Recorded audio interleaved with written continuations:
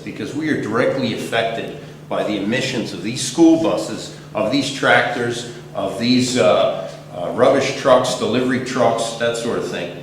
So that was sort of the initial focus, that we need to start thinking about our environment and have a concern for our environment. And with that, we entered into something that we'd never done before. We were an industry associated with the mining industry, selling mining supplies. We have no interest in or background in oil other than we run 30 vehicles that consume petroleum, diesel. And at that time, we decided that we needed biodiesel for our own tractors, our own equipment. And with that, things sort of evolved to the point where we were bringing some of this product in for our friends and our neighbors so that they could use it. And that evolved into a distribution business. And distribution, or starting a new company, is all about marketing. And Gus mentioned political and economic fronts. What I want to talk about is kind of the cultural front that comes along with biodiesel. At one point, a few years back, we talked about the fact that if all the agricultural land in the United States was utilized to produce vegetable oil for biodiesel, we would still only produce about 13% of the fuel necessary to eliminate petroleum. In other words, we can only produce 13% of what we're consuming. So why did Hale Hill Biodiesel take a position with high biodiesel blends? We don't sell a blend of petroleum that's any less than B20. And we really believe in B50. We believe in it in the wintertime. My expertise is getting that product into vehicles and detailing the issues with storage, with use, with filtering, dealing with applications like microbiotics and various additive packages, so that we could provide the consumer with integrity, with value. Marketing is all about appealing to the general public, instilling value.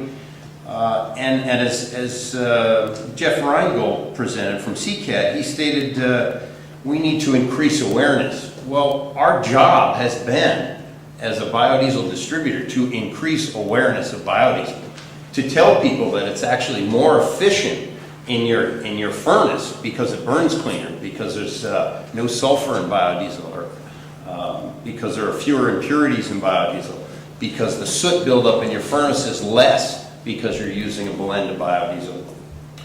So our focus in marketing, or our challenges, has been trying to reach the consumer with this information. All we do is educate, and it's all about a culture. An example of that, the aluminum can. You know, we use aluminum cans every day. Someone told me recently that the energy it takes to make aluminum from bauxite. Bauxite is an ore, a mined ore that comes from Australia typically. It takes the same amount of electricity to make one can as it does to power your television for 3 hours. Well, it's kind of hard to relate to, but you can relate to it. I mean, you can't really relate to cradle to grave for the can. But what's important is that if you take that same can and use it, or reuse it, or recycle it, the energy it takes to recycle that can and make a new can was the electricity it takes to power your TV for 9 minutes. That's a savings of 95%. That's the culture that we need to impress among this country. Paul Hohr mentioned 700 million gallons of biodiesel consumed in the U.S. in 2008. So that was pretty cool, because I think back in 2005 or 6, it was around 200 million gallons of biodiesel in the United States. In Europe, they were burning about 800 million. So wait a minute, these small countries grouped together in Europe are back in 2006, and even today, we're using much more in terms of biodiesel than here in the U.S. So this whole culture needs to change for us to get up to speed. And now's a great time. Biodiesel is a phenomenal product. Sure, like anything new, it has its pros and cons, and we've got to work out some issues relative to infrastructure. But clean burning, renewable, domestic, supports new jobs in the U.S. I mean, this is pennies from heaven, ultimately. Now, we just have to change our culture to utilize it in our best interest. Whether that's a mandate of a couple percent, or 5% in all the heating oil that's consumed in New England, that's a huge volume. With that, as been mentioned, is sustainability. I'm so excited about UCONN being able to test our products now. That's a local source that can provide a cost-effective analysis to ensure that our product has the value and integrity that our consumers need. People like Nat Harris in Newport or other producers, Greenleaf in Connecticut, that are producing locally from a variety of feedstocks. Let's stay away from some of the foreign imported feedstocks if we can to support locally. But recycled cooking oil. There's no such thing as waste cooking grease anymore. It's recycled. That's good stuff. Let's rethink this culture and present things from that perspective. Our lower cost facilities are these local, sustainable, supportive mentoring programs that we have within the industry. And if we can keep that up, our challenge in marketing these products will be a little bit easier. Without further ado, I'd like you to consider the cultural front and throw out some questions for us and staff.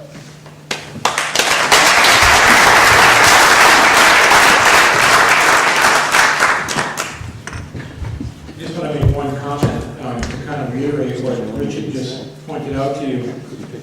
Last year, 2008, there were 750 million gallons of biodiesel produced in the United States. 70% of it was shipped overseas. 70% of it. Because of the mindset that we have in this country, people just don't understand it. Education is so important. That's what happened. Last and not least, Nat Harris from our own Newport Biodiesel. Nat. Thank you, Bob.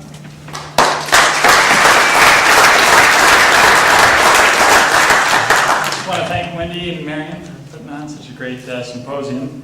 I was here last year, and our wholesale price for biodiesel was $3.75 a gallon. And after I talked, a guy came up to me and said, "What are you going to do when diesel goes back to $2?" I just looked at him and laughed right in his face and said, "It's never going to happen." So if he's in the audience, wants to come down here and slap me, please do, because it's been a rough road since petroleum collapsed. And don't let anyone tell you that price doesn't matter. These swamp Yankees, it's all about price. So that's why probably a lot of fuel went overseas. So we've learned a lot. We continue to learn a lot about, not only starting a business, but starting a biodiesel business. And we've cut our costs, and we need to scale up our production so that each gallon that goes out the door can be a little bit cheaper to keep these guys happy and keep their customers happy. So it's been a good struggle, but really a good exercise for us, and I think we've come through the other side. So I just want to touch on how we got started. I lived on a boat for many years, and my passion is self-sufficiency, and living on a boat, you're very self-sufficient. So as more kids were added to our family, we dropped the hook permanently and moved to Newport. And fuel prices started to spike with Hurricane Katrina. So it made sense for me to make my own fuel. And there were plenty of restaurants in Newport to provide recycled vegetable oil. So it just made sense. I built a reactor in my garage and was fueling my pickup truck, my boiler, and my wife's car within a month or so. And that just happened to be a very sustainable model, to be taking a waste product from cradle to cradle. We're creating something new out of it. And then looking at the population density of Rhode Island and all the fried clams we have in the state, I said, hey, I got a couple guys together, so let's make a run for it. And that was back in April of '06. So